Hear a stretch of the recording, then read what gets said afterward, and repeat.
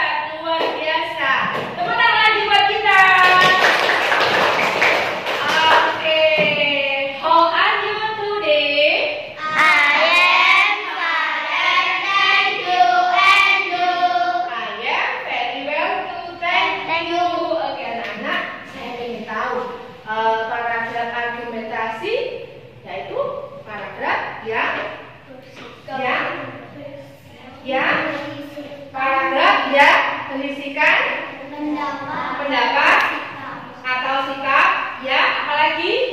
Ayo, disertai alasan, disertai contoh.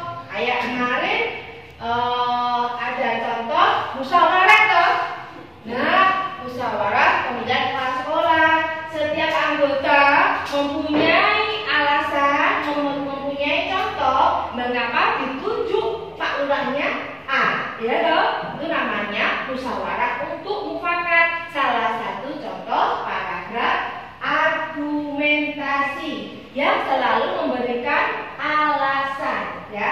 Misalnya, Assalamualaikum Bu, mohon maaf saya terlambat. Pagi ini saya mau berangkat itu, saya harus nunggu, kakak saya belum pulang. Motornya dibawa kakak saya Bu, jadinya saya terlambat. Mohon maaf ya Bu, mohon maaf. Nah, itu juga disertai alasan. Masuk paragraf argumentasi. Ayo diingat, argumentasi disertai contoh, alasan, bisa juga bukti, ya toh. Ini loh Bu, kenapa kaki saya sakit? Coba Bu lihat Bu kaki saya Bu. Kemarin saya naik sepeda toh Bu, saya nggak lihat tengok kanan, nggak tengok kiri, saya lurus dan ternyata itu tiba-tiba tuh ada anak lewat Bu. Otomatis anaknya saya tabrak Bu. Nah, itu dia memberikan alasan sampai memberikan bukti untuk meyakinkan yang diajak bicara. Itu namanya argumentasi. Tanpa diketahui, anak-anak sudah terbiasa menggunakan argumentasinya, ya, memberikan alasan. Oke, belajar Pancasila.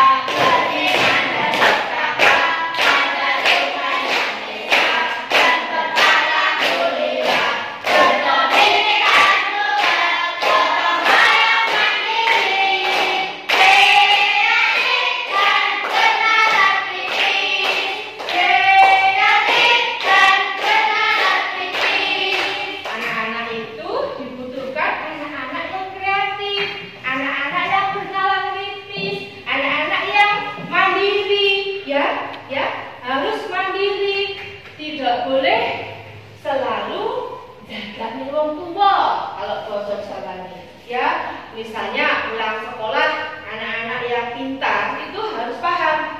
Saya pulang sekolah, ganti baju, habis itu apa? Yang benar. Saya ganti baju apa? Sholat zuhur. Makan dulu apa dulu? Kalau kelihatannya kamu lapar sekali, berarti makan dulu. Nanti dia sholatnya khusyuk. Kalau nggak makan dulu, nanti kamu sholatnya tidak khusyuk. Dan akhirnya, apa yang terjadi kalau kamu nggak khusyuk? Sholatnya zuhur 4 kali, kamu bisa melaksanakan berapa kali? Bahkan bisa 5, bahkan bisa 3. Karena lapar, ya. Harus tahu kondisi anak-anak sendiri, oke? Nah, sekarang saya pengen tahu apa yang dimaksud dengan paragraf deskripsi. Itu dari bahasa Inggris description, yang artinya itu menggambarkan. Sudah saya pancing, menggambarkan. Itu semuanya pakai bahasa Inggris. Argumentasi itu juga argumen itu dari bahasa Inggris juga. Description dari bahasa Inggris. Nah, bahasa Indonesianya deskripsi, bahasa Inggrisnya description. Oke? Ada yang tahu? What are you meaning description? Melukiskan sebuah gambaran. Berarti, ayo, sudah saya pancing loh. Jenis paragraf yang menggambarkan objek tertentu dengan tujuan agar pembaca seolah-olah melihat atau merasakannya. For example, listen to me. Sebagai contoh, dengarkan saya. Misalnya, saya kasih contoh, enggak misalnya ya, saya kasih contoh. Contohnya itu selalu digambarkan. Tadi saya mau berangkat ke sekolah. Di tengah-tengah jalan itu tiba-tiba ada truk lewat. Nah, akhirnya jalannya macet. Saya berpikir, nanti Bu Endah pasti marah, jalannya macet. Percaya nggak ya kalau kami jalannya macet? Dalam batin, kalau ada anak Bu Endah, mohon maaf, saya terlambat, jalannya macet. Kamu percaya nggak? Bisa yes, bisa no. Yes or no. Oke? Nah, itu menggambarkan. Tadi saya di jalan mengetahui di tepi-tepi jalan itu ada gambar. Ada gambar P disilang. Artinya apa ya? Ada gambar S. Ada gambar S. Stop. Nah, coba bukunya kok nggak ada yang dikeluarin ya? Semua bukunya kok tertutup rapat ya? Di buku itu kamu sudah belajar belum ya di rumah ya? Nah, di buku ada loh. Di buku itu ada loh, ada contohnya loh. Nah, ayo, yang tadi malam sudah belajar pasti bisa. Halo. Nomor 1, traktor. Nah, kurang semangat. Kurang semangat. Nomor 1, traktor. 2, traktor. 3, traktor. Nomor 3, 2, 1.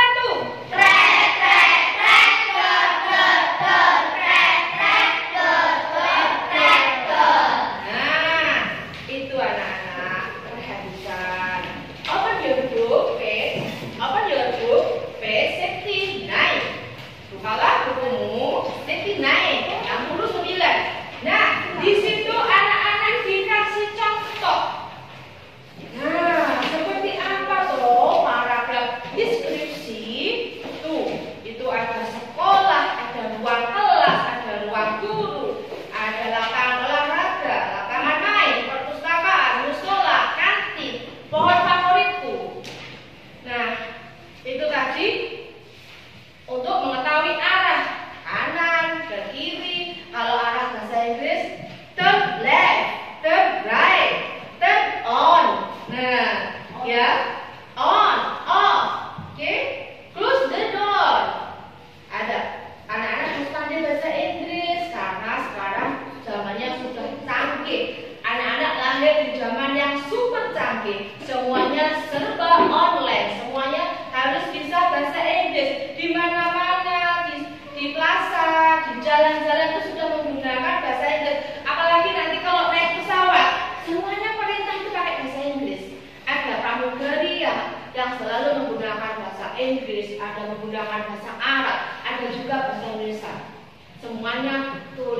Inggris. Sekarang anak-anak harus pandai ya, bernalar kritis. Nah, setelah itu nanti anak-anak di sini sudah dijelaskan. Nih ya, gambar-gambar itu dijelaskan dengan menggunakan gambar. Deskripsi menggunakan gambar. Nah, ceritakan pengalaman kalian dengan jelas sehingga orang yang membaca dapat membayangkannya.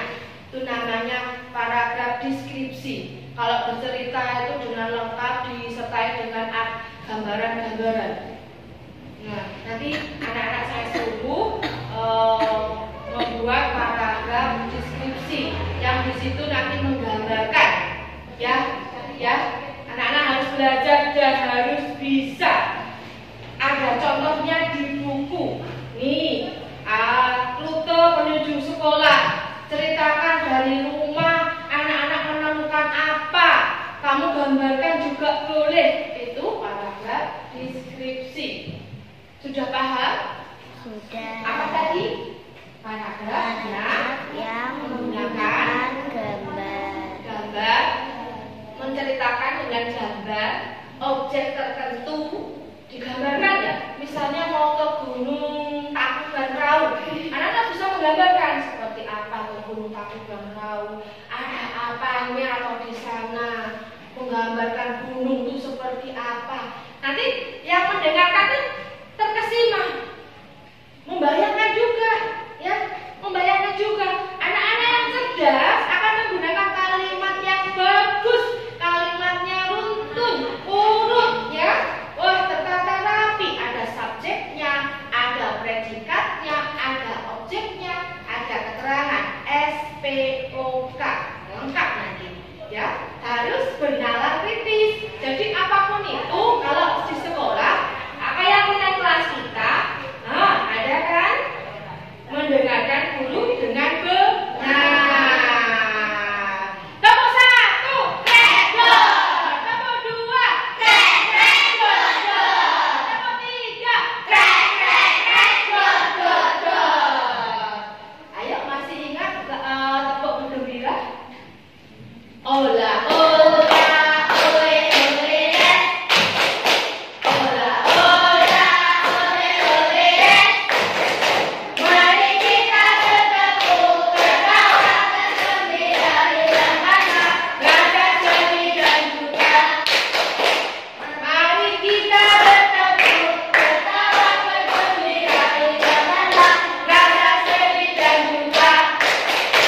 Oke, anak-anak, terima kasih. Hari ini kita sudah belajar mengulas lagi paragraf argumentasi dan hari ini belajar paragraf deskripsi. Oh ya, tadi sudah paham loh, argumentasi harus disertai dengan alasan, disertai dengan contoh, ya loh. Kalau deskripsi harus menggambarkan dengan sejelas-jelasnya. Nah, tugasnya anak-anak membuat paragraf deskripsi rute menuju sekolah, ya. Jangan sampai anak-anak itu mencontoh temannya menggunakan bahasa sendiri, bahasa yang benar sesuai dengan ejaan yang disempurnakan. Sudah paham? Oke, terima kasih anak-anak. Tetap jaga kesehatan, sholatnya tidak boleh bolong.